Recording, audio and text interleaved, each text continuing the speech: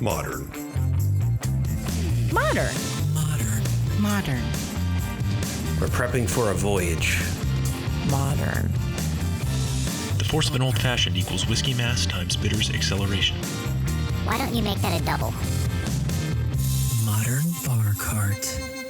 What's shaking, cocktail fans? Welcome to episode 258 of the Modern Bar Cart podcast.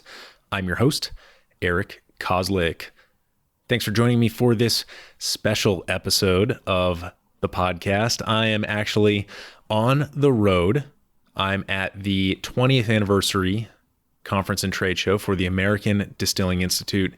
And I know it's been a little while since we've had an episode here. So I want to do a quick intro and then get some content for you to enjoy while I head back to DC and put together a whole bunch more from what I've been able to gather here at this event. We're going to kick off this episode with actually the keynote intro. I was just blown away by the opportunity to come up and say a few words before this stunning keynote panel about just what makes spirits special. So I've got that as sort of like a special little intro recording for this episode, but the meat and taters are going to be about blended whiskey.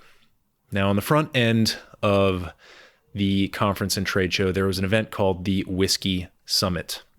And this was a one-day, full-day event just dedicated to the art of making whiskey.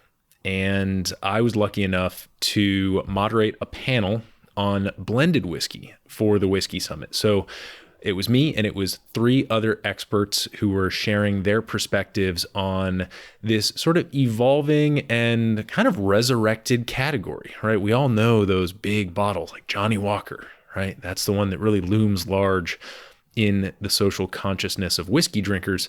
But there's some really interesting stuff going on in the blended whiskey landscape, especially here in America. So in this panel, we're joined by past guest Lauren Patz, who is from Redwood Empire. So I definitely recommend checking out the full-length interview with her if you like what she has to say. She's one of my favorite distillers, and she's making some incredible juice out there in California. And we're also joined by two other experts. So just a quick note on the content that we're going to be publishing for these American Distilling Institute conference episodes. It's a little shop talkier than what I like to put out. You know, when I do the regular interviews for this podcast, I like to try and make an effort to really bring it down, not down so much, but ground it in the level that anybody who's enjoying or mixing at home can appreciate.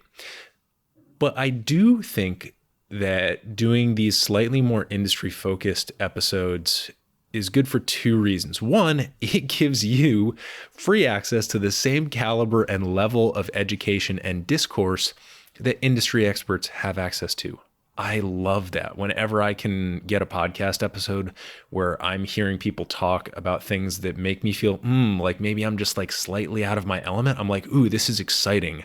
I'm learning, like I'm in that zone where I need to stretch myself a little bit to kind of wrap my head around what they're saying.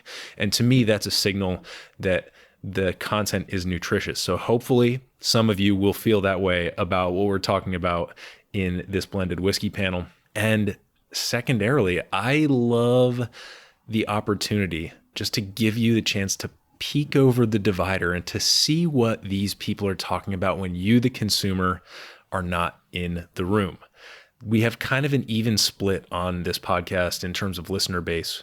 About half of our listeners are home enthusiasts and about half are real industry veterans. And I think a great opportunity we have here is to kind of give the at-home folks a glimpse into what we talk about when they're not around. And, you know, I think it's really exciting. And I don't think that the stuff that we're talking about here is so high up in the clouds that everyday people who appreciate these spirits can't also kind of grasp what's going on and what that might mean for the products that are going to be emerging and going to be popping up on shelves here over the next decade or so. So I don't want to belabor any of this too much more, I want to get you to that blended whiskey panel. And first, I hope you enjoy this little keynote speech, this keynote intro that I put together that I've informally titled, "It's All on Fire." Thank you, Eric, and thank you all for attending the keynote panel here at the 20th Anniversary American Distilling Institute Conference and Trade Show. I am super happy to be here with you today because in the 7 years and more than 250 episodes of the Modern Bar Cart podcast, some of the most illuminating conversations that I've had have been with American distillers, and it's great to see a number of those friendly faces in the room here today. But I gotta be honest, when Eric came and asked me to say a few words here about what makes spirits special, unique, I kind of found myself at a bit of a loss to conjure up any deep learnings from the realm of flavor that people who run stills or work tasting rooms or tend bar don't already understand probably better than I do. So instead, I started asking myself, is there anything about spirits that maybe is a little counterintuitive, that perhaps runs contrary to the typical realities and constraints of running a business or creating a product? And as I ran through all the conversations I've had with distillers and spirits experts, I kept encountering one key truth: that distilling is incredibly thermodynamically expensive. I mean, we all know clap. Thanks, Rob. We all know the script, right? The first part of it is a story literally as old as time. Seed meets soil, sprout becomes plant, sun and rain become fruit and grain. All this photosynthetic work thrumming away with the intensity of a solar field before we even get our hands on what we call raw inputs. Then, of course, the good part. Enzyme meets starch, sugar and yeast get together, and ethanol is born, our beloved ethanol, this dual-natured molecule that has the capacity both to warm and to burn, just like its companion technology, fire. At this phase, for thousands of years, our brothers and sisters in the art of fermentation have been content to just put the juice in a bottle. But, well, distillers, you all insist on taking it several steps further. You're not content until ferment meets flame. Liquid becomes vapor, rising up only to condense and be brought down again. You are literally yanking particles back and forth between states of matter in an act of thermodynamic whiplash.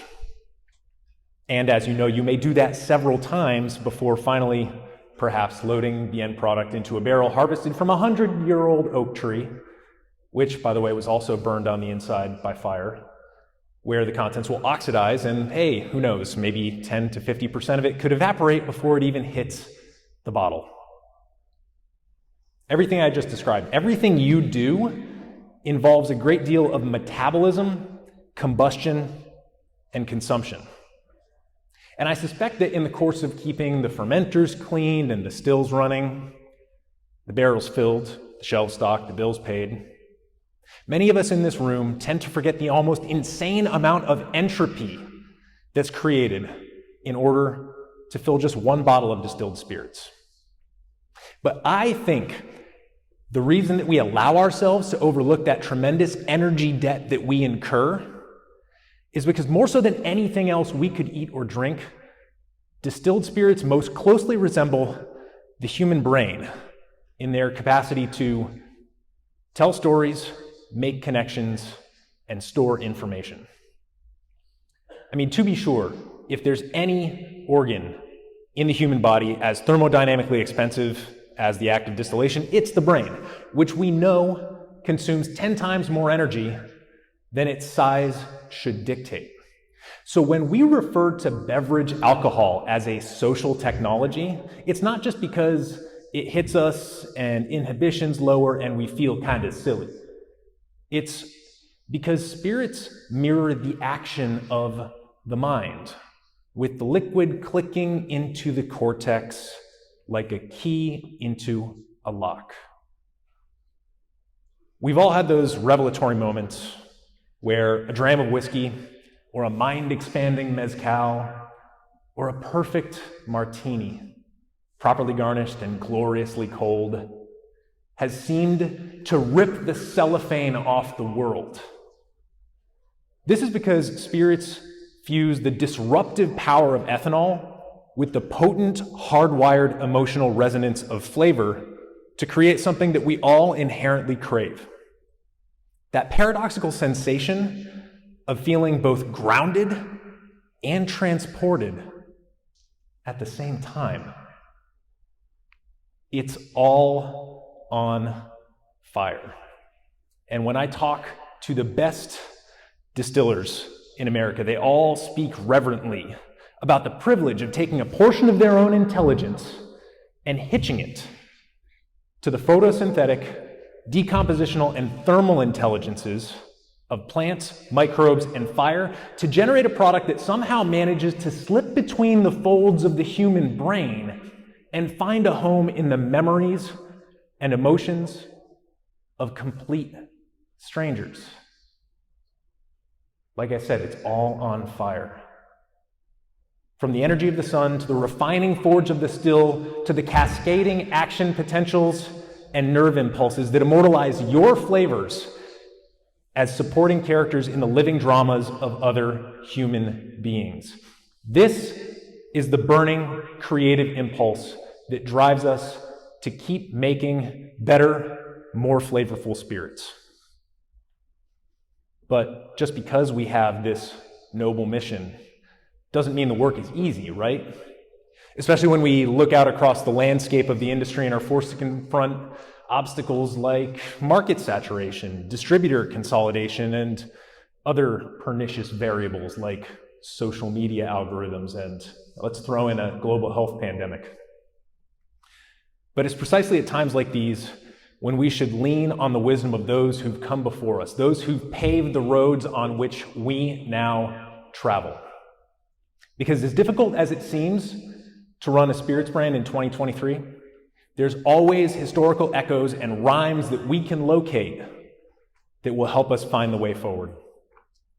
Today, we are so incredibly lucky to be joined by an esteemed panel of distillers who've been operating at the highest level for 20 years. And they continue to work side by side with you to shape the beverage landscape of tomorrow. It's been my privilege to share these few thoughts with you here, and it is now my distinct and sincere pleasure to introduce your 2023 Keynote panel. Let's hear it.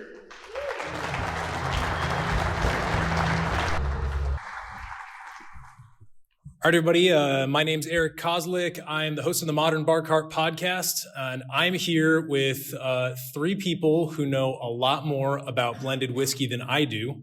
I have some strong, perhaps controversial opinions that we might get into as we go here, but I think we should start off by introducing our panel, starting with the mushroomy, marshmallowy Lauren Patz.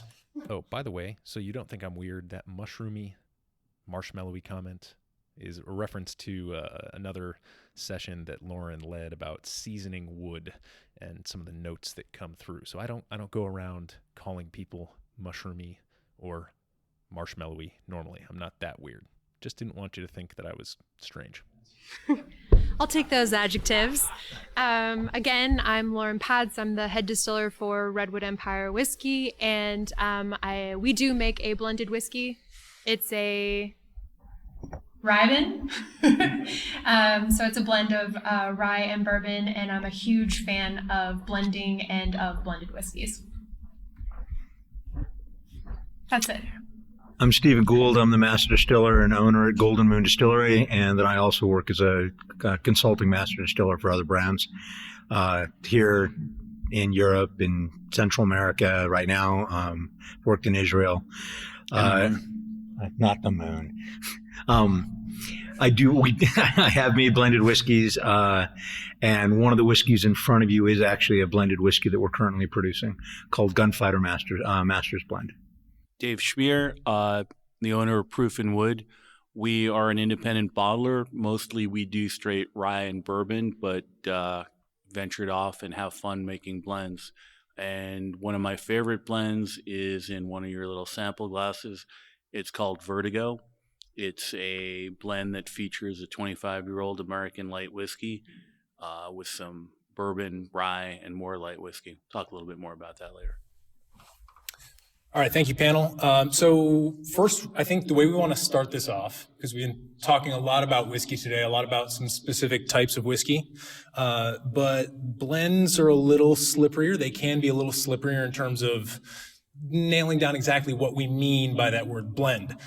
So I know, Stephen, we were talking a little bit about this, so maybe do you want to lead us in the conversation about this kind of definitional? Yeah. I mean, I think it's important, and most of you that work in the industry understand this, the average consumer does not. And that is, every single whiskey you drink that's not a single cask release is technically a blend. We don't use the term blend, but every cask ages differently. And so when you buy a whiskey that isn't a single cask release, the distiller or the company's blender or master blender has taken the time to blend a series of casks together to come up with a certain flavor profile that is the signature of that release for that company. So in the 20th, 21st century, one of the most famous master distillers in the United States, Jimmy Russell. Jimmy Russell works for Wild Turkey. Wild Turkey makes a variety of products, but they have a certain flavor profile. Jimmy may carry the title of master distiller, but he's really not a distiller. He's a master blender. His skill set is the ability to smell and taste, coupled with the fundamental understanding of how barrels age in the different positions in their rickhouses, so that he can, on an ongoing basis, select different casks and meld them together to continually produce Wild Turkey's family of products that have a consistent flavor profile. So when we talk about blending, we need to be careful to understand that it's not just one thing for one solution. It is a skill set that is fundamental in the whiskey industry for everything that we do. Whether we're melding multiple different types of whiskeys together, such as Dave's product or such as the product that you'll taste that I've made, or whether we're blending specifically to maintain a consistency within our own family of products and our own distilleries. I think that's where a lot of confusion comes from when I'm in market, is the fact that most products are blends of whiskey. Either they are blends of bourbon, rye, whatever, but there is a difference between that and a blended whiskey. And so sometimes you're using the same words, but the context or the nuance of what those words mean are sometimes lost without further explanation into what they actually are. But similar to like rye as a spirit category versus rye as a grain, that oftentimes can be quite confusing when you're giving a talk about whiskey. And I feel like blend and blended whiskeys similarly can be a bit of a difficulty. Yeah, I think that's the biggest challenge is perception. You know, if you look over to Scotland, a blend is was referred to kind of as something greater than the sum of its parts. And even at least in our perception here, people are more apt to think a single malt is always going to be the best you can get. And then to add to that confusion over here, American blended whiskey is basically whiskey flavored vodka. Mm-hmm. So there's that negative connotation to it. And there's some good whiskey flavored vodkas out there. But so you're starting from that standpoint, and then again, when you try to do something kind of elegant, and again, the sum is greater than the parts, you face that uphill battle of teaching the consumer what you've done. Yeah, I think that's a really good point in terms of just talking about I think you're referring a little bit to value there, right? Like in terms of like single malt as Perceived having value. more inherent value as a thing because it is a singular thing. Whereas there's also, like, we go through ebbs and flows with blended whiskey where, we were just referencing the sum being greater than its parts. So I think one thing to keep in mind as distillers is, like, as we go through this talk, think about where the value lies, right? Because there's a huge status symbol in, like, many parts of the previously British Empire. Johnny Walker Black, you'll just see it everywhere, especially throughout the Middle East. And when my friends came back from studying there, they all talked about how, it was this ubiquitous status symbol, and it was somewhere between a luxury symbol and a commodity. Like, it somehow managed to function as both things. And yet now here we are as American distillers talking about some very distinctly different moves when we're talking about, like, blending as a way of differentiating. So just keep in mind that there's different types of value that we can get out of a blend. And so maybe that's a good segue into some of the other topics. Well, and you touched on a really good point, and that is that there is a different perception in different markets. I was in Japan last fall. And so the whiskey you have in front of you that I made is actually currently the most expensive of the gunfighter line, the most expensive expression. But I had Japanese commercial buyers, distributors, importers, that could not understand that because of the way we built it, it was a much nicer sipping whiskey and a much more expensive whiskey, not only to sell, but to produce, than the bourbons and ryes that make up the rest of the gunfighter line.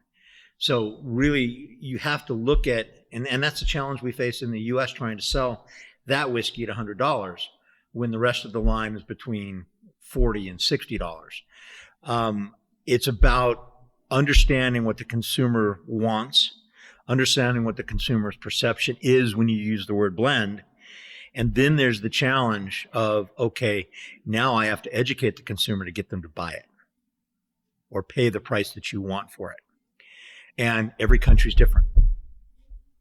Do either of you have like challenges or strategies for doing that education? Absolutely. We have 3 core SKUs that are available everywhere. We have a bourbon, a rye, and then we have a blended whiskey. As I mentioned, that's a rye-bin. And by far and away, our largest seller is bourbon, and not in my opinion because that's the best of the 3, but largely because there's recognition with bourbon as a spirit category. In blind tastings, the blend oftentimes comes out on top. It also does very, very well for on-premise, so for mixing, because it's so versatile with the flavor profiles that it provides. But it does require a lot more hand-holding, a lot more explanation. You kind of have to give a lot of excitement around it in order for consumers to kind of get on board.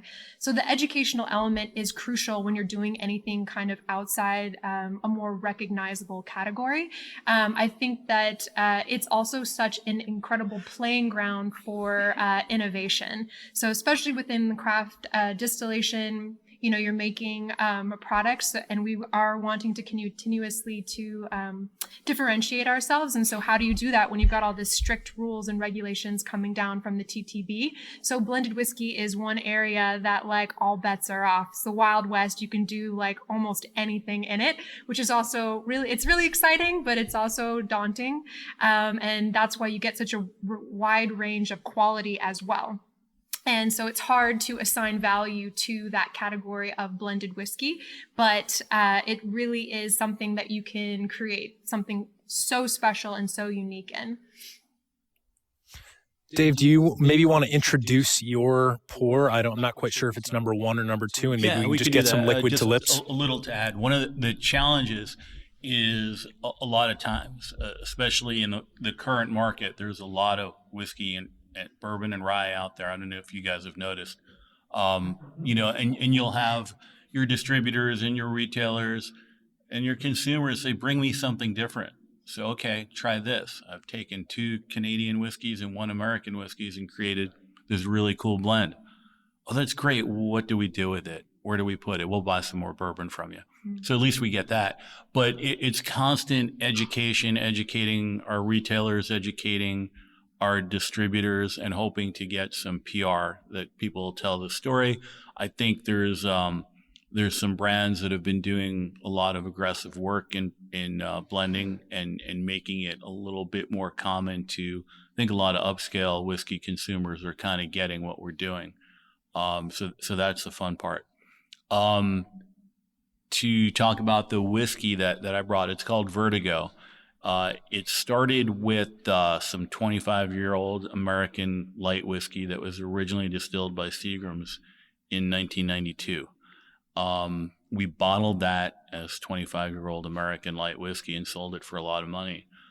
And it's good, but it's kind of one note. And I wanted it to be better. When I took it out of the barrel, it was good, wanted it to be better. So I looked at it and tasted it over and over again and added some 8 and 9-year-old rye, some 6-year-old bourbon, and then rounded it out with some 12 and 13-year-old light whiskey that I had. And if you try it, is it A or B? It's the lighter of the two. It just has a swirl of flavors in there, hence the name Vertigo. I love light whiskey.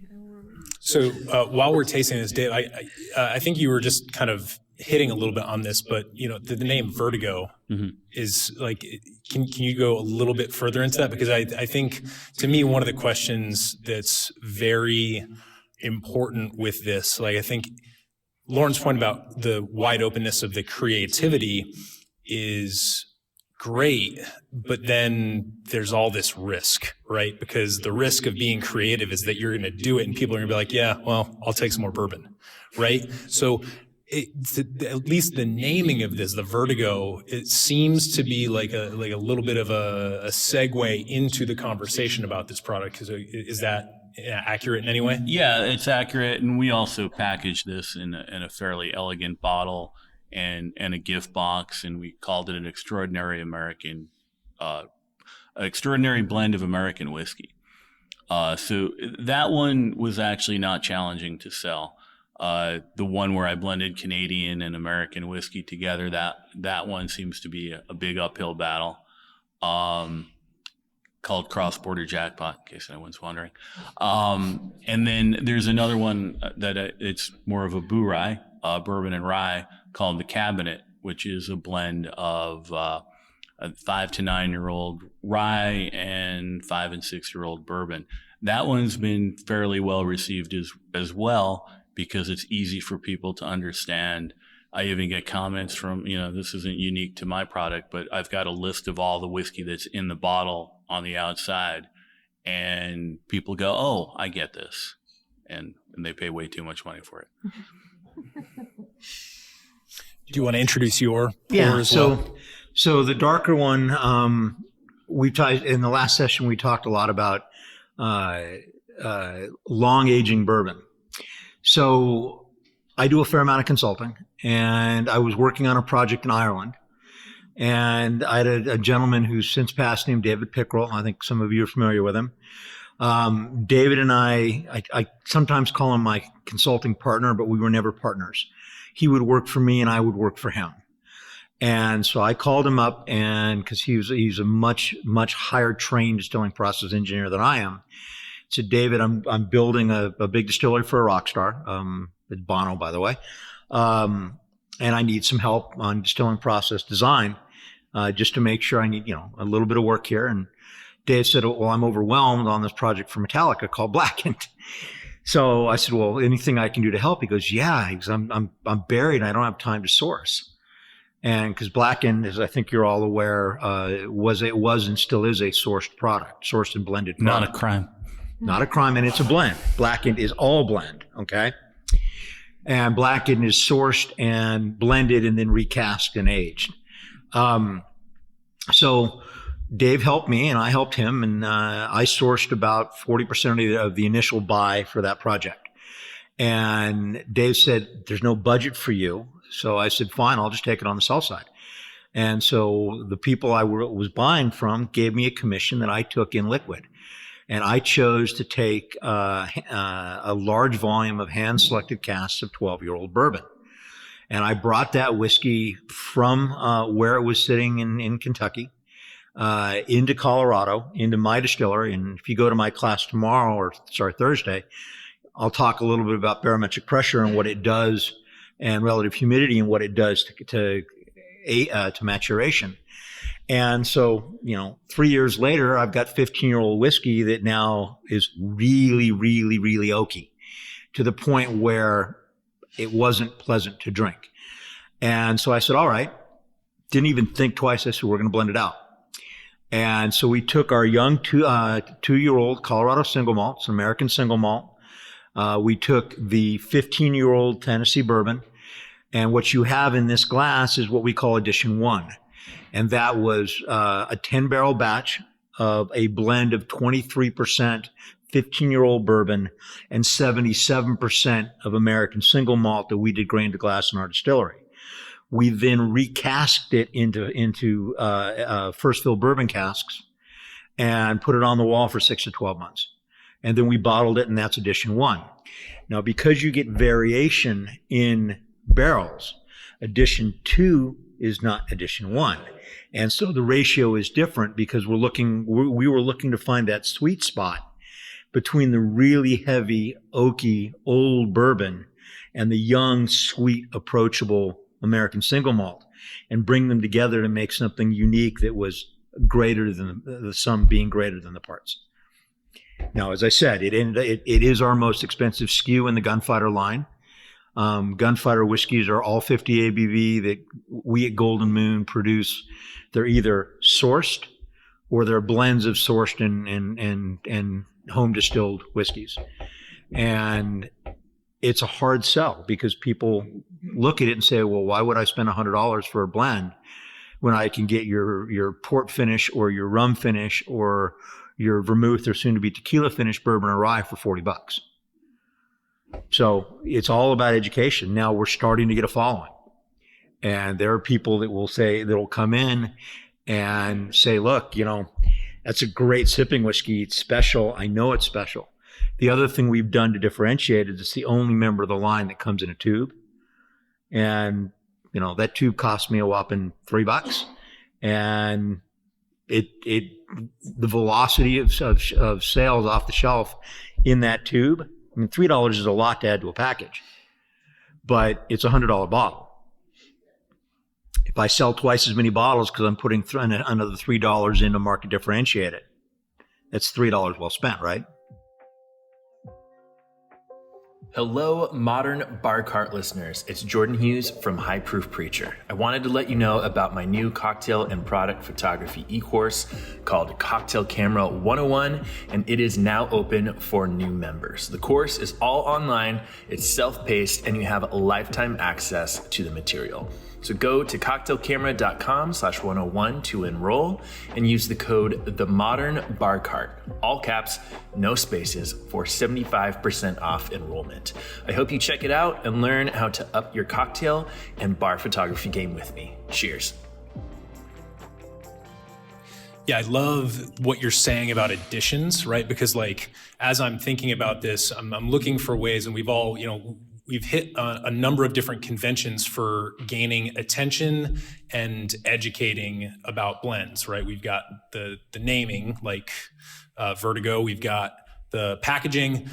We've got think about Blackened, right? Their playlist thing where you get to listen to the music that was playing to the whiskey while it was maturing. There's all these different ways that we're finding different access points for folks. And I guess, to reference one of my perhaps controversial opinions, it's that in certain respects, bourbon, big bourbon, mass market bourbon that people then flip and sell in a secondary market maybe has kind of jumped the shark in certain respects. And I think in the American whiskey space, blends and to a different extent, American single malts have a really interesting role to play for getting people excited about whiskey again, instead of it having it just be an eye roll of like, I have to pay a what for that bottle with the horse topper, right? So I think the addition thing is a really smart way to go about this, because it really singles out the virtuosity of the blender, or like almost like the blender as the mixer, like almost like an MC of the whiskey. So I don't know, is there any other like creative ways that we've seen a la Blackened, or that you've implemented in your own operations that you think have a potential to scale to other operations who are considering putting blends out to the market? Well, you and I talked about this earlier today. The Japanese are victims of their own success, in that you used to be able to find these beautiful old Japanese whiskeys. Now you can't, because they sold all their old stock. And this is across the industry in Japan. So what Suntory has done with their blue label is they've created a world whiskey. And you know a lot more about it than I do.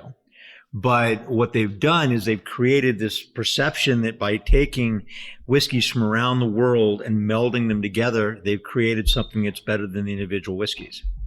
Now, one of my consulting projects in Ireland, we're looking at doing the same thing with a family of whiskeys to make a blend from different parts of the world, if you will, but in this case, the Celtic world.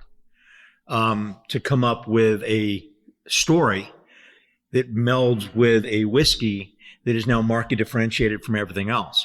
So blending can be done for a variety of different reasons, and one of them can be marketing. Better taste good. Yeah, I do want to just jump in and elaborate a little bit more about that it's called AO, the Suntory. I tasted it at Tales of the Cocktail last year, and they did a tasting that may be familiar to you, but at the time it wasn't familiar with me. It was a component tasting. So the main blend was in the middle of the tasting mat, and then they had the 5 other samples kind of arced around that, but they weren't the components. Each of those 5 samples surrounding the final blend had 1 whiskey out of 5 missing. So it was an upside down or inverted component tasting. And so what you were tasting was actually the absence of whatever wasn't in there. And as you got to the final, like as you went around, then went back and tasted a little bit, it doesn't matter almost the quality of that end product, but you couldn't help but admire the intelligence of the blender in doing that process. So for me, that was such a beautiful way to demonstrate to people the skill and the art of the blend. So like if anybody's thinking about putting together a blend that has 3 or more components, doing something like that where you're showing in negative the actual process behind the whiskey is something to consider for your tasting rooms.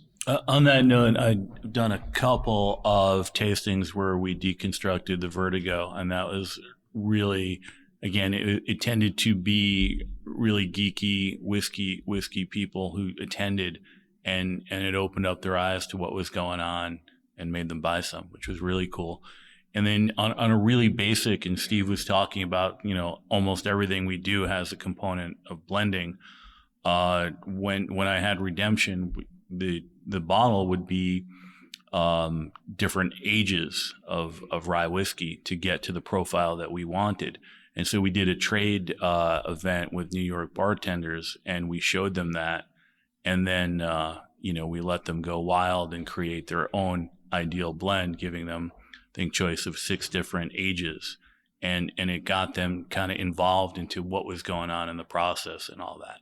And then we graded them on their blends.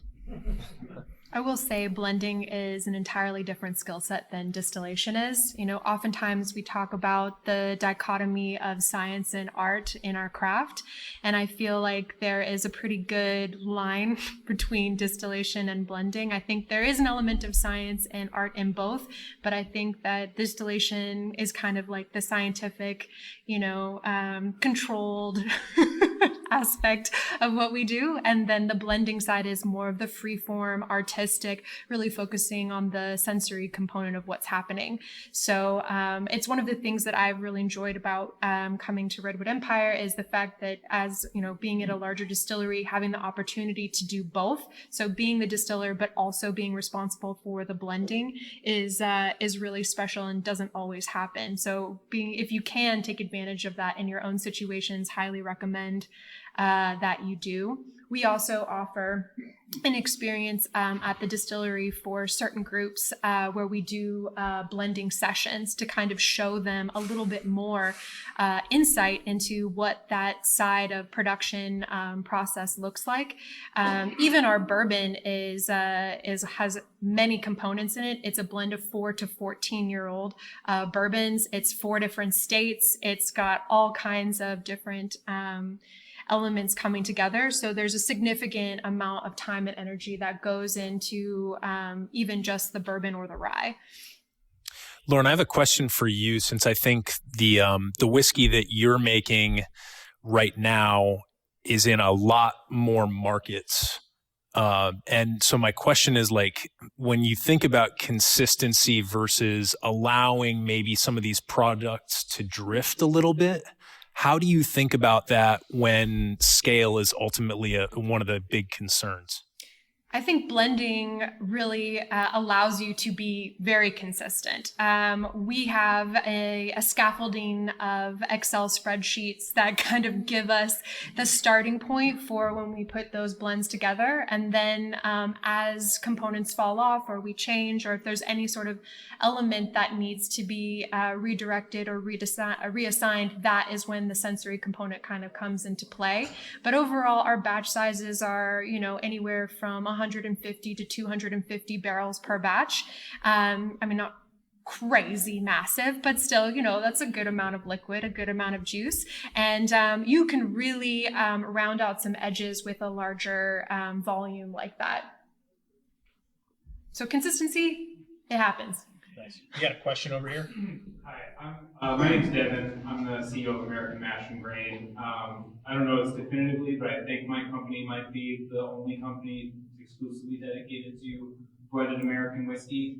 So my question to you is, when you're approaching blending, because there's like a different, sort of like what you were just talking about, Lauren, there's a different point of view when you're blending a flagship product, especially on a larger scale, versus maybe a more specialty product like what the Vertigo might be, or the Gunfire, or even a new product you might release within the American whiskey world, especially that might be smaller and more boutique, kind of like what you were talking about with the 3 or 4 components, 5 components. What's the difference in the approach when you're blending like a flagship bourbon versus a blended whiskey that has multiple styles, where rather than maybe hiding some barrels in that larger blend, your goal is actually to figure out how to highlight all the different styles and make them play together? Is that open to the group? Yeah, I'm not a distiller, so I probably shouldn't answer this one. That's a great question. I think that I always approach blending the same way, which is I have a goal in mind. What is the goal that I'm trying to achieve? And then I use the different elements that are in my library or the things that I have access to in order to achieve that goal. So we do also do a bottled in bond expression, which is 100% our own grain to glass product. And we taste through several hundred barrels in order to put those blends together. And there is a difference between how we approach that as opposed to how we approach the flagship bourbon.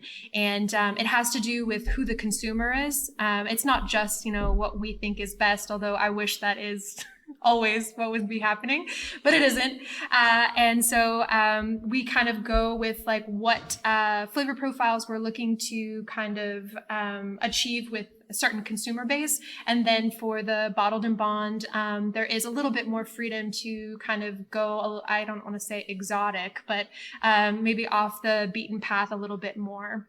So although my approach is the same, I think that those goals that I'm working towards differ based off of what the intention behind the product is.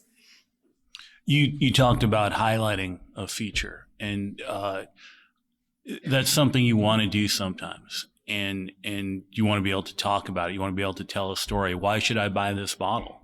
Bunch of years ago, I was fortunate enough to get some older stock of bourbon, 11 and 12 years old. And, at 11 and 12 years old, you're going to get a lot of variance in your barrels. Younger whiskey tends to be easy to work with when it's consistent and age hasn't changed it all that much. But these barrels were wildly different. And I created two bottlings out of it. One, I used all 12-year-old and try to create a balanced whiskey where, and oversimplifying it, I took, half more, sweet forward barrels, and the other half were a little woodier, more tannic. And we kind of achieved kind of an equilibrium there. And that was a really nice bottle of whiskey. But also, I think we know that not everyone's tastes are the same. And I tend to like woodier whiskey. But sometimes they get too woody. Like I had some 18-year-old bourbon as well that was overly oaked.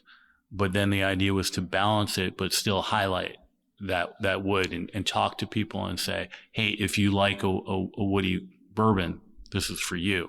If you don't, buy this one.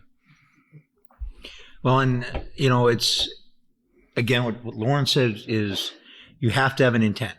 You have to know where you're going and before you start doing it. You don't just start mashing stuff together, right? And hope it tastes good.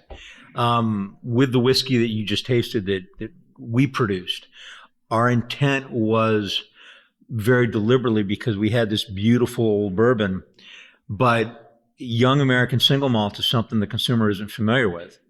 So we figured that the 15-year-old bourbon would get people to buy the bottle, and that the bulk of it being young American single malt would get people exposed to the new and up and coming category that really is the bulk of what my company will be producing moving forward. Has that worked? I'm not sure. But that was the intent. At a time. That was the intent. I love that. I was actually going to mention something like that earlier. I was like, if you have an off whiskey or an odd whiskey, like I love working with triticale, I love working with wheat and spelt, and those are, also require a good amount of education. So I was like, put some bourbon in it. There it is. There it is. I think this kind of gets to the inherent tension that kind of exists in blended whiskey, which is sort of what the panel's been talking about here, where traditionally blends have been celebrated for their consistency. This gets to the intent part, right? So is the intent, any product, you can make it and highlight consistency, or you can, single barrels, you can highlight the variation, right? So if we have blended whiskeys that have traditionally always been really, marketable or commercial because they're consistent, but then what I'm hearing the panel kind of saying is, well, you got to make something that, you got to educate, right? And education generally is largely accepted by people who are willing to take a chance on a product and, something new and edgy. But those are two different intents. I'm just wondering, if there's any. That's a great point. I think that what I think we've done with blending is more limited time special products. Whereas if you're thinking of a blend, I guess in the Scottish sense, that's a different intent. And I think the challenge there is you got to be prepared to go mass market with that. You've got to scale that up for that to even make any sense. And that's a challenge for small producers, but it's a possibility. So, it's easier to sell a $100 blend than a $35 blend, I believe. Yeah, and currently. I'll piggyback on that and say maybe to square the circle that you've presented. There's consistently better than most other products on the shelf at that price point, and there's consistently amazing every time that I will pay $200 a bottle for. And I think we've talked about all three of those types of consistency here. And So yeah, I mean, consistency can happen in different ways. And I mean, I think that's almost like the paradox of the individual genius of the blender, right? If it's an individual genius and you're spitting out these limited edition blends every time, well, then you can't replicate it. How could it be consistent? Well, the consistency lies in repeating excellence again and again and again. So I do want to wrap this up because I know we all have things that we want to get to this evening. We've got some fun stuff on the schedule, but I want to do that by just asking folks' thoughts on the future, short and mid-term future of blended whiskey in America. And my opinion, I have a couple opinions about American whiskey, the two strongest of which is that I think American single malt has the biggest potential to unseat bourbon in terms of the super premium category eventually, maybe not next year. And I think blended whiskey, I mean, this is more of a wish than an opinion, but I would love to see better, more consistently priced bargain blended whiskey that I could go to a bar and get a shot and a beer with and have it be $5 to $6. Like that is a deep wish that I have. And I think blended whiskey could fill that niche. So I'll turn it over to the panel now for any prognostications on blended whiskey. Yikes. I feel as though I've achieved that dream of yours, that our blended whiskey is $35, on a shelf, and it is accessible. It's not going to break your bank. It's going to be, solid for you, consistent for you on the back bar shelf. So you're welcome. No. It must be that beer that's expensive. Yeah, for sure. But in terms of the future, what I would like to see is just people being more open to trying it and being kind of adventurous in that way, regardless of which direction they're looking to go. So I have more hopes for consumers than I do actually for producers when it comes to the future of blended whiskey, because I think it is something that a lot of distilleries are continuing to play around with and always will. But I'm really excited to see where it goes with for consumers, actually. It's blended whiskeys are sometimes looked down upon in this country, but some of the largest brands on the planet are blends. Johnny Walker has been mentioned multiple times. I don't think they're going they're not going away. I think rather they allow a lot of us to create products that are more premium, that are entryway products potentially to expose consumers to types of whiskey that, like I said, with Gunfighter Master's Blend, it is predominantly American single malt. It's 77% American single malt. And it allows us to use that blend as a tool to get people to actually start thinking about something other than bourbon, who might not otherwise think about something other than bourbon. And it also allows us, as Lauren said early on, huge creativity. I mean, we can do whatever we want because it's such a broad category that unlike most of the other whiskey categories in the U.S., doesn't have a very tight definition. So we can use new barrels, we can use used barrels, we can use whatever whiskey input we want, call it a blend, and put it on the market. And that just gives us the freedom to appeal to consumers in so many different ways. So, I mean, the sky's the limit really is where it could go. Yeah, I think, right now I see a big runway for premium blends. As far as more mainstream blends, and it's great that you've got one going on. I think, again, looking to Scotland and, the biggest brands were blends. But they had a lot more choices to work with where they were getting whiskey and how they were getting it. And I think we're getting to that point in the U.S. I mean, 20 years ago, when most of you guys weren't doing what you're doing now, there were, a handful of big distilleries that, made some whiskey, and the idea of trying to create an interesting blend based on what you could buy in the U.S. wasn't really feasible. Now there's a ton of possibilities, from single malt to different ryes and bourbons. I think, you know, somebody's going to crack that nut, and you might not even need a celebrity to create a big brand with that. All right, any questions before we wrap this up and let you go get some food? All right, well, thank you all for attending the Whiskey Summit.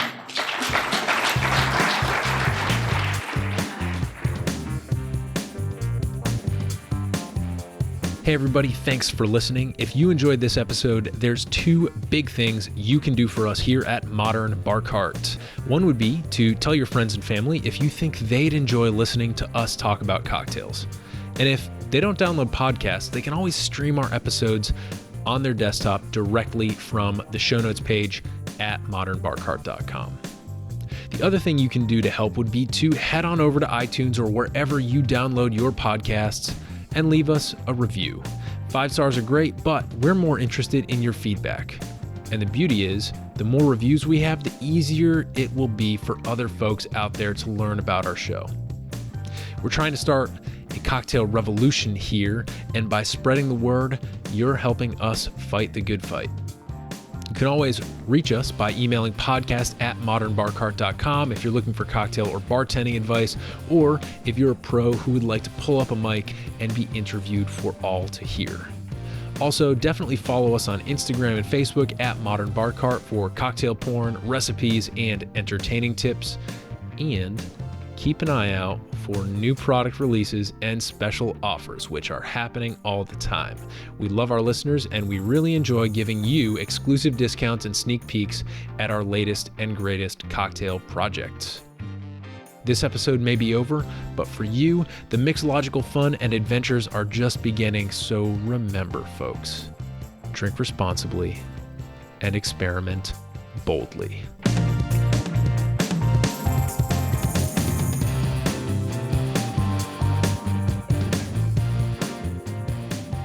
This episode was made possible with editing and sound design by Samantha Reed, blended whiskey insights courtesy of Lauren Patz, Stephen Gould, and Dave Schmier, and a little bit of panel moderating magic by yours truly. This has been a Modern Bar Cart production, copyright 2023.